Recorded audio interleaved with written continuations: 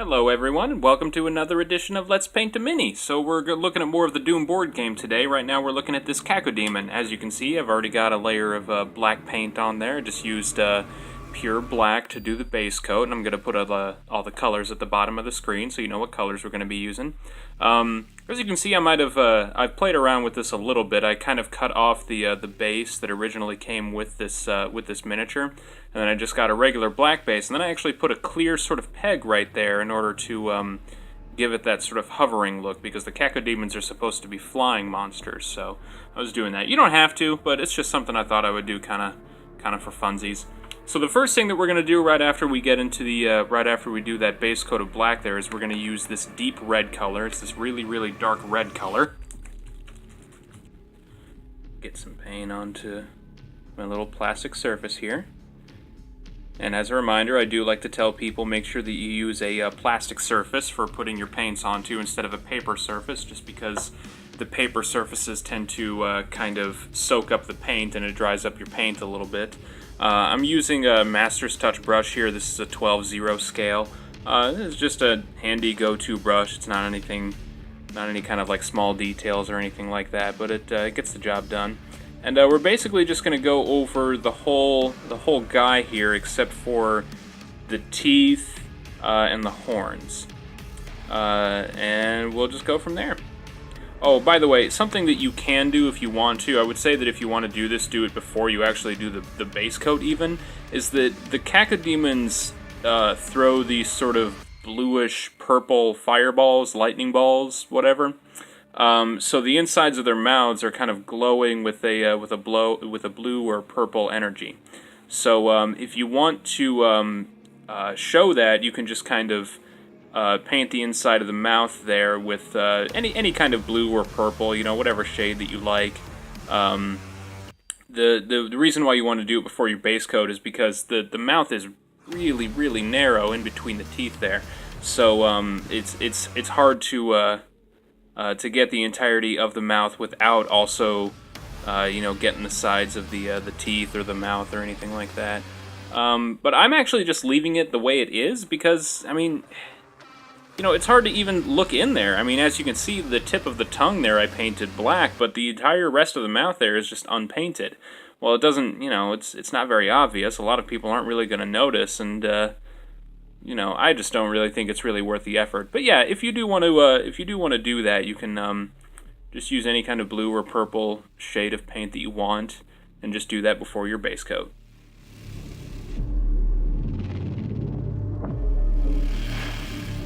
So as I'm making this video right here, less than a week ago, like maybe 3 or 4 days ago, Doom released, or id Software, I guess, released the latest patch for Doom, and they called it patch number 666 or 6.66, and they revamped a lot of stuff, mostly the multiplayer. I think that pretty much everyone will tell you that the weakest part of the game, which I want to preface everything too by saying that I love the game, obviously, I'm a pretty big fan, but I think that the weakest part of the game was probably the multiplayer, so they decided to do a whole revamp of stuff. I'm actually writing another video right now, and I should be putting that together and editing it and posting it for the next week or two. Kind of breaking down what all they've changed, whether it's for the better or the worst, what the future of the multiplayer might be. But yeah, you can just check back with my channel if you wanna look at specifics about that. But you know, there's really nothing to do with mini painting, so it's not really too huge of a thing to touch on. By the way, at some point throughout this video, you might hear my air conditioner start. You know, that's just going to be kind of a muffled sort of, you know, fan blowing, whatever, rumbling noise in the background. Well, I just want to apologize in advance for it, but it sure is hot out, and I kind of just want to not turn my air conditioner off. It's what I've done for previous videos, but the last few times I've done this, it hasn't been too toasty out, but now it's in the high 80s, plus a whole bunch of humidity, which is just not pleasant. It's just icky weather out there, and it's just hot and humid and gross, and I kind of just want my air conditioner to be on. So sorry if the audio quality gets a little bit, a little mucky later on.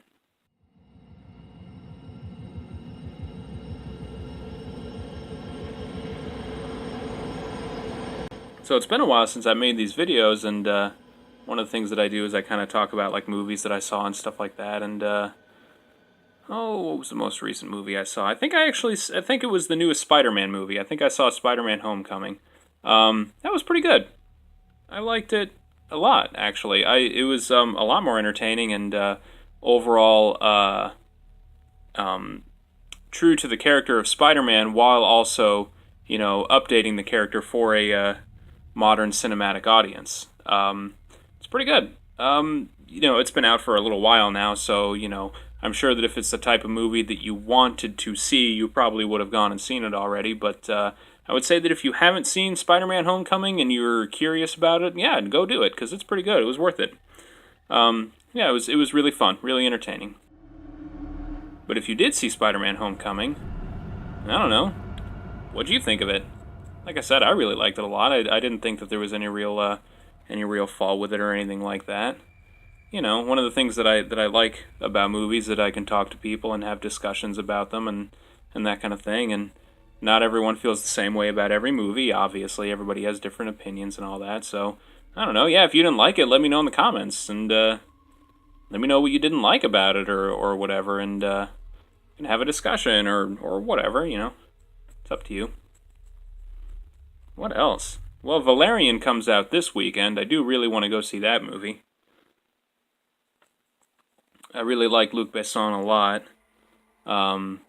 Obviously, a lot of people like to cite The Fifth Element as one of his more influential works. Obviously, everyone also really likes Leon the Professional. I like one of his earliest movies. It was called La Femme Nikita. It's a French movie. Might be kind of hard to find anymore. But I think it's gotten some wide American home video releases on Blu-ray and that kind of thing. So it shouldn't be too hard to find a copy, but you know, you might have a hard time finding it in stores right now. It's not exactly a new movie, but yeah, I like that movie a lot. But yeah, Luc Besson, he's a really good director. I like him a lot. He's just the kind of guy that knows how to make a movie fun and knows how to sell a movie to modern audiences and all that.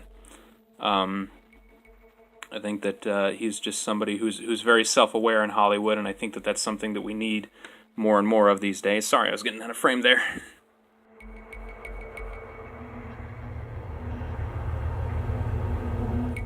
Oh, I guess that War for the Planet of the Apes movie came out last week. Apparently that's really good. I'm kind of in a minority of people, though, who didn't really love the first movie very much. The second movie. I loved the first one. The first one, Rise of the Planet of the Apes, with James Franco in San Francisco. That was really good.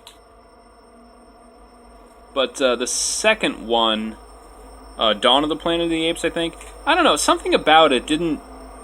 I don't know. It just seemed like it wasn't as great. It was a lot more dramatic, and it had a lot more thematic elements. But I think the problem was that I think the movie was a little bit more. Well, it wasn't quite as dramatic as it wanted to be.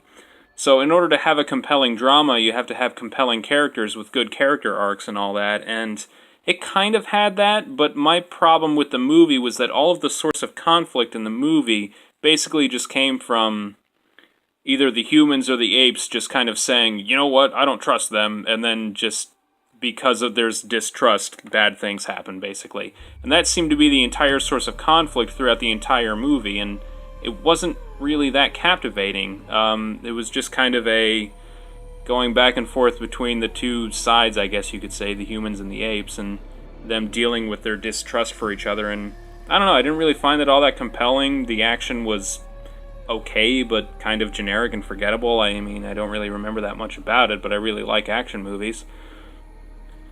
You know, I didn't hate the movie, I just didn't really care about it that much. A lot of other people seem to really like it, so, you know, that probably says something, but yeah, I don't know, the second one wasn't for me. But apparently this third one that's coming out, The War for the Planet of the Apes, apparently it's really, really good, and supposedly the best of the, trilogy you could call it now. It's come out since Rise of the Planet of the Apes a few few years ago. So I'll probably try to make it a point to see that at some point, but I don't know when I'll get to it. I did just buy Kong on Blu-ray recently. I really liked that a lot, actually. Kind of a shallow movie, but ultimately they have the pacing and the excitement down, which I think is kind of crucial for action-adventure movies.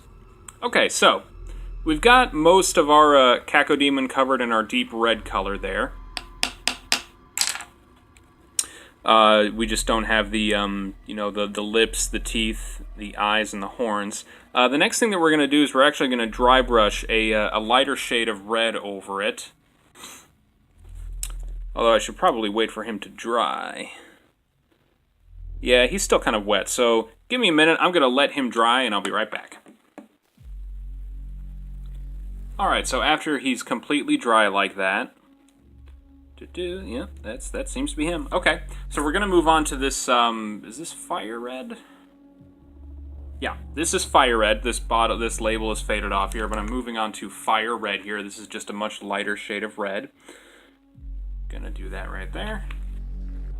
Alright, and I'm gonna be moving on to my small-sized Citadel dry brush, and we're gonna be doing dry brushing for this whole thing here. So for dry brushing, you're just going to get, a little bit of paint onto the bristles there, at the very tips of the bristles, and then kind of just very lightly get some paint into all of the bristles like that. See, on either side, but you don't want to have very much paint. They call this dry brushing because the paint is almost dry when you actually apply it. So yeah, as you can see, it kind of shows up there, but you don't want to get into the really deep crevices. You want to keep those nice and dark. Yeah, so now we're just going to be doing this fire red color all over all the deep red that we've already done.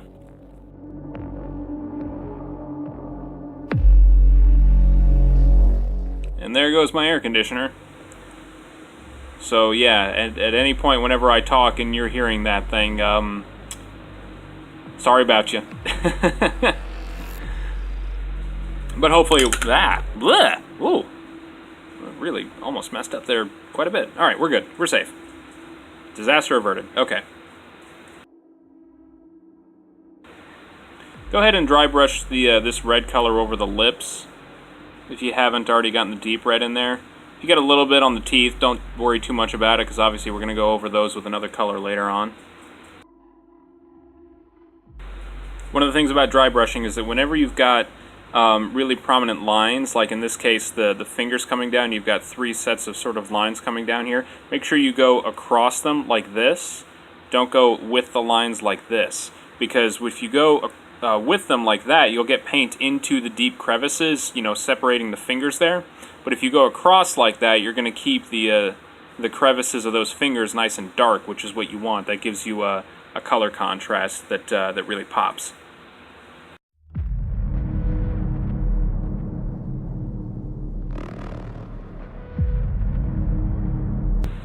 Also, don't worry too much if you get a little bit of red onto the eye, although if you can help it, try not to, because while we are going to go over it later on with a green color, we're going to go over it very lightly, and we're almost going to kind of dry brush the eye itself, and that will give it its own sort of 3-dimensional depth. So if you can help it, try not to go over the eye, but also don't be super concerned if you end up getting a little bit of paint on there.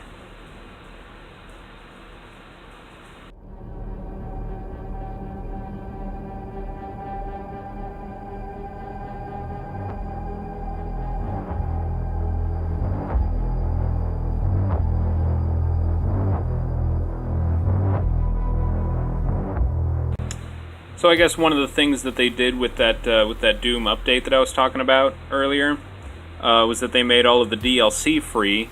Now, I had already actually bought the Season Pass for the DLC, so I had already gotten to play around with the Cacodemon. But the Cacodemon as a playable demon, if you have played the game, the multiplayer, but you haven't actually played the Cacodemon yet, he's a lot of fun.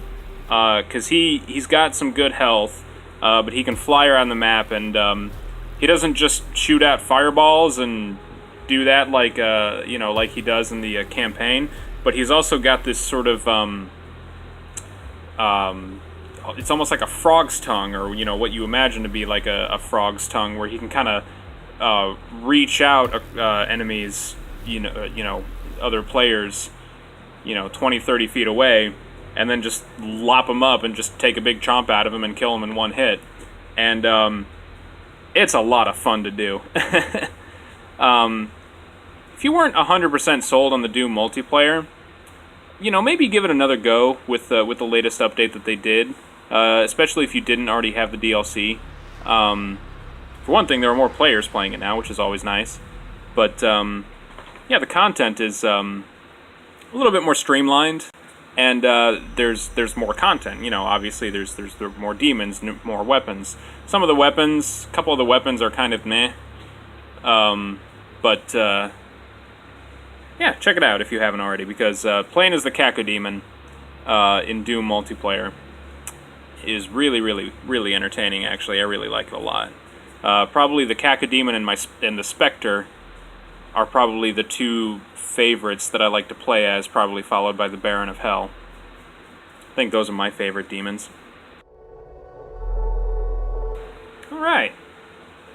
So now that we've got, you know, the dry brushed red all around the whole guy here, as you can see, there's still that dark red that's sort of at the base that you can still see, but then all of the highlights, all the high points, like the blobs and the spikes and the veins and all that, have a much brighter red, so they really stand out. They pop out a lot more.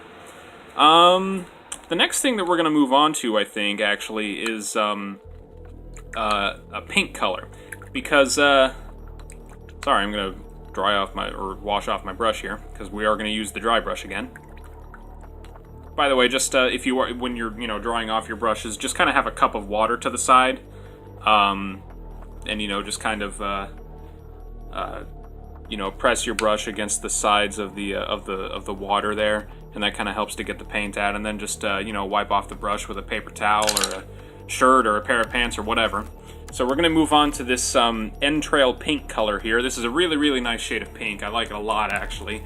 I used it for the Baron of Hell, and I used it for the Pinky Demons too. Which you know, you want to make sure you've got a good a pink color for those monsters, especially because they're, you know, they're already kind of pink. But this is a good color. I like this a lot. Again, this is an Entrail Pink. It is, I guess, a Master Series HD. So it's probably, might be a little bit more expensive, might be like $1 or $2 more, but if you want a nice, good pink color, that's a good one to get. So there is a little bit of pink, actually, on the Cacodemon, and that's basically right below his mouth. So we're just going to really lightly go over that right now. Once again, just wipe off most of the paint, but still load up the bristles. Okay, and then just go over it. And it's not going to be super obvious, but it's just kind of there for flavor. You know, you don't want to blob the paint on there, but you do want it to be there. You want it to be noticeable. So yeah, just below his mouth there. Then we're going to do it just above his mouth. Maybe the sides too, just a little tiny bit. There we go. Yeah, that looks good. Alright. Once again, going to dry off my brush. Or clean off my brush, rather. You knew what I meant. Alright, well, the next thing that we're going to move on to, actually, are the teeth and the horns. And the first thing that we're going to do is that we're going to start with my favorite, one of my favorite, actually, it's probably my favorite shade of brown here, this leather brown color. It's really light brown, but it's really versatile. You can use it for a lot of different things. Alright. Blah! Causing all sorts of mischief. Okay, yeah, sorry. Alright, so this leather brown color, and then I'm moving on to my my Reaper series, just standard zero size brush here.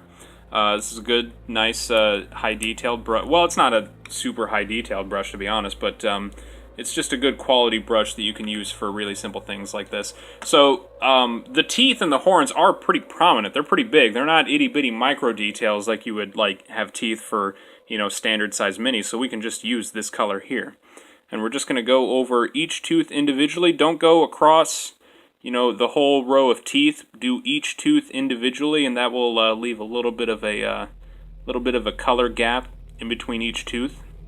and that's something that's ideal.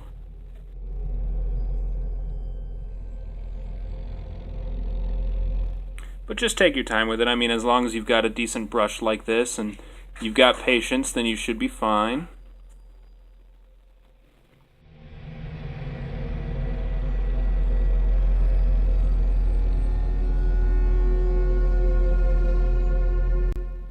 Yeah, this guy's really coming along. He's looking nice and toothy, which I think is important for the Doom Cacodemon because their mouths are really the most prominent thing. I would say that and their eye, I guess.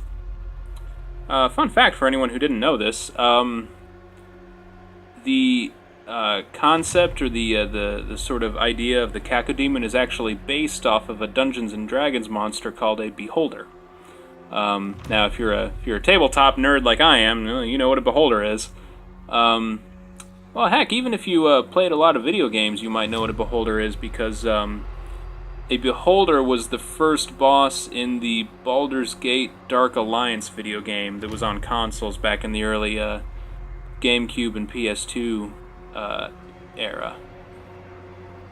But yeah, they're they don't look very different from the Cacodemon.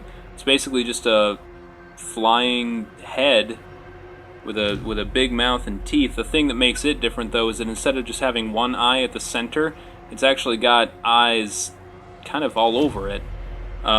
It's got sort of tentacles or tendrils coming off of it that have eyes on it, and each eye has its own, power or ability or whatever you want to call it. And it's a tough monster. I think it's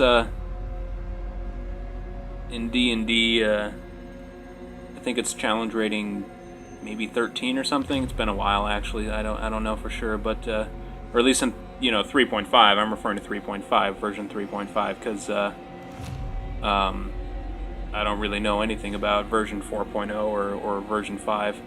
But yeah, they're kind of tough monsters. It's a pretty high challenge rating. But yeah, the reason why was because I guess the idea for Doom, when the original guys at id Software were developing it, John Carmack, John Romero, those guys, they had just made Wolfenstein, and they were wondering what their next project was going to be. Well, I guess they were, big tabletop nerds, and they had just finished playing a D&D game where demons were the enemies. So they were like, well, you know what? Let's do that. Let's do demon enemies, and that's kind of where the vision for Doom came from. But yeah, as you can see, if you do each tooth individually here, each one really pops out. It's got a really, really nice look to it.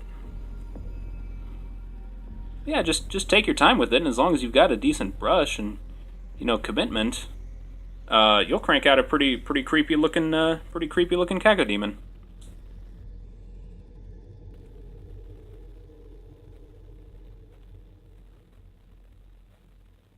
Uh-oh, I had a little bit too much paint on there. It's kind of seeping into the crevice a little bit.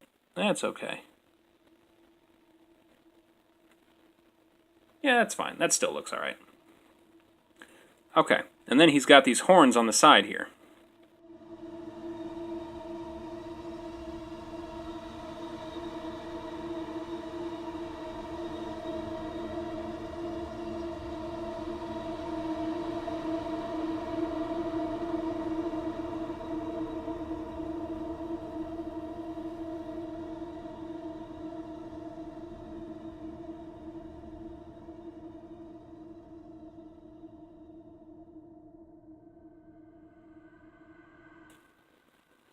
Yeah, this guy's got horns all over him.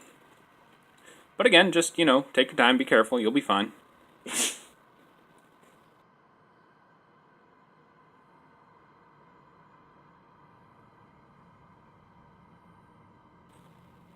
Oh, no, shoot. Oh, I just messed up there a little bit. Got some paint. Right there. Well, that's okay. If I need to go over that later, I can. Oh well, that's okay. One of the things that I always say is that sometimes people, make mistakes with the things that they do artistically or whatever. And And I think that rather than just saying, oh, you know, you don't make mistakes ever, I think that it says more about your character and your personality to just say that, yes, sometimes you make mistakes, but honestly, I think that it depends more on how you deal with those mistakes and how you respond to them and how they affect you. That really says more about your character than just a refusal to accept that you make mistakes from time to time. You know, well, and, you know, to be fair, too, sometimes people say, oh, I've made a mistake, when it's really not a mistake, it's just kind of a hiccup. But sometimes you just say, whoops, messed up, but that's okay. Everything will be fine. There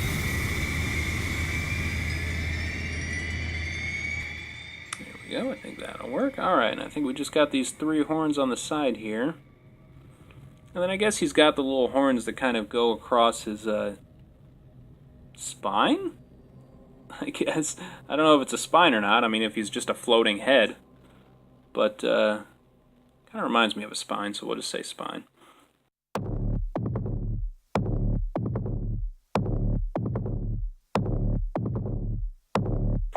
There we go. And yeah, he's kind of got some little tiny sort of horns or little bumps that I think are horns. So let's go ahead and do those as well.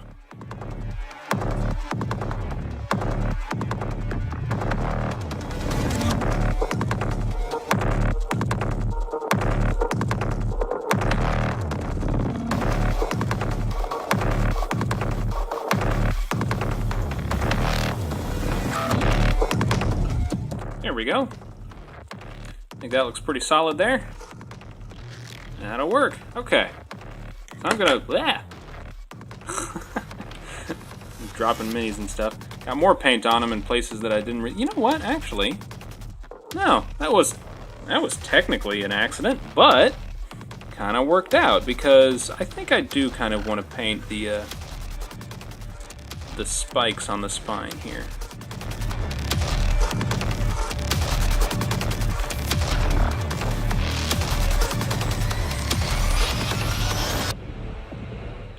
There we go. I think I'll just keep those little spikes on his back the way that they are, because I feel like these spines, they're kind of their own thing. I don't think those are quite horn-like, so we'll just leave those. All right, so I'm gonna wash off my brush now, and the next thing that we're gonna do is we're actually gonna dry brush each of those horns with a slightly lighter shade. We're gonna move on to this tanned highlight color, and this will give the horns a little bit.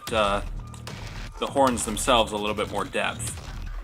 Alright, so we're going to go back to my my Citadel small dry brush here, while my air conditioner turns back on again. Like I said, sorry about you. But, yeah, so we're just going to do our dry brushing thing, where we just get a little bit of paint onto the bristle seal, lips, teeth, tip of the tongue, the articulatory tools. Okay, so, you get some brush all over the bristles there. Alright, and you're just going to lightly go over the teeth. Now here you can go ahead and just go over the whole row like this. Because with dry brushing, you know, you don't have so much paint that the paint is going to seep into those little crevices. You're going to want, it's just going to go over the high points of the surface area. So go ahead, feel free to go over the whole row like that.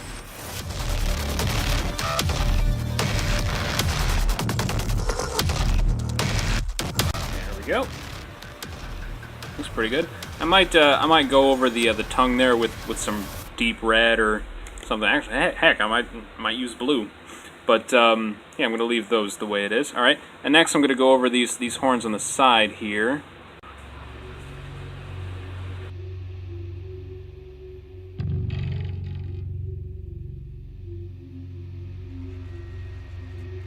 Be careful when you're doing the dry brushing of these really tiny horns like this, because you don't want to get that tan skin color onto the red that you worked on, because that's pretty noticeable.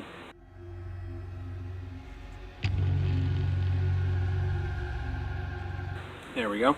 I'm gonna leave off the little tiny horns that I did there, just because those are too small to dry brush. If I dry brush those, I'm gonna get the skin as well, which I don't really want to do. Okay. And then, you know, we're almost done, pretty much. Tell you what, it's not, again, I would say that if you do want to do this, make sure that it's, like I said earlier, do this before you do the base coat. But I'm going to take this, this blue color here. I actually don't remember what shade of blue this is, but hold on. If I can get some of the paint out. There we go. There we go. Okay. Let's see. What is this? This is, yeah, this is sky blue. Okay. So I'm going to use this sky blue color here. And I'm going to go back to my my Master's Touch, you know, 12-0 round brush here. And just be really careful. I'm just going to get the tip of that tongue, basically. There we go. And just try not to get any paint onto the onto the teeth. I'm breaking my own rule that I said, you know, to do earlier, but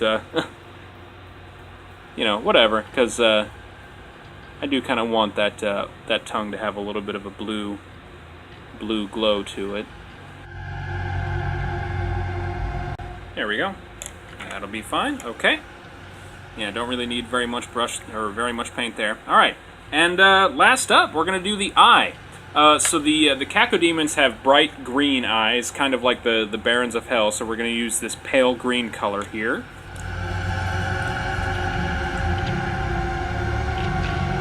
And you really don't need very much, because the eye is really small. Now, the thing that's kind of tricky about this is that you don't just want to do a solid color for the whole eye, just because it's gonna look a little flat. But I'm just gonna get. It's almost like I'm dry brushing with this round brush here. You're just getting a little tiny bit of paint onto there, and then you're just gonna kind of tap the center a little bit. Like that, okay? And you're kind of just gonna sort of repeat that sort of thing there that you're doing a couple of times, and the center is gonna get brighter and brighter with the green, while the sides are gonna remain dark, which is what you want.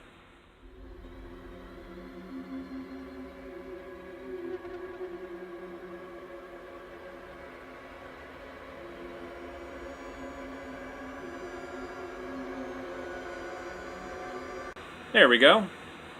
It has kind of a little bit of a glowing look there. And then that's pretty much it. The last thing that I'm going to do is the thing that I do for all of my my miniatures, especially all my plastic ones, is that I'm going to apply a layer of matte varnish over it. Yeah, this is just some random acrylic resin matte varnish here. Okay.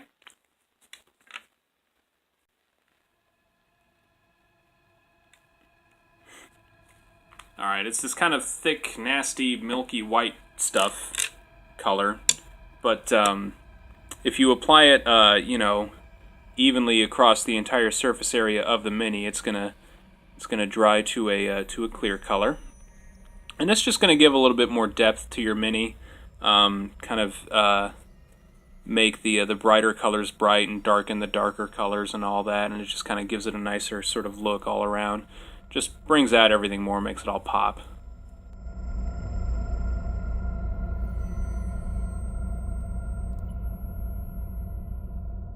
Alright, so it starts, you know, obviously it starts off really, you know, nasty and thick like this, but as long as you brush it all around and get it nice and even all around, then it'll dry to a clear color, and it'll just be, you know, the colors that you want will be the ones that pop out.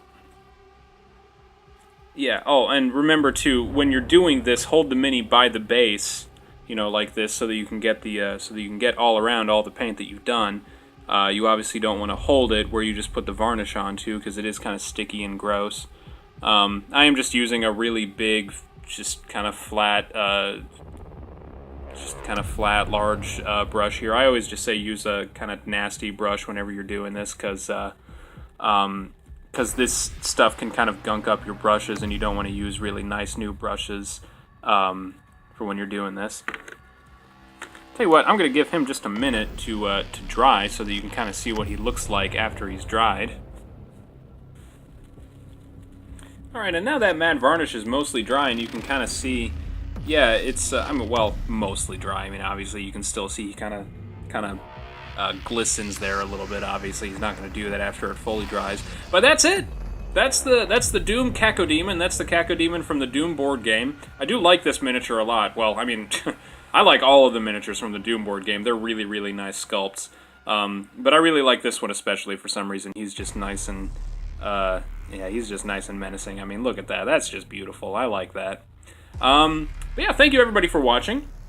If you do want me to do any other sorts of minis that you'd like to see me paint or whatever, you know, let me know in the comments below. If you want me to change up the editing style of the video or anything like that, also let me know in the comments. Whatever, I can take any kind of criticism. Well, I assume, I hope. I'm emotionally tough, right? I can take it. But yeah, anything you want to get across to me, let me know in those comments. Any requests you want for minis, let me know in those comments. But thank you again, everybody, for watching. We'll see you next time. Bye.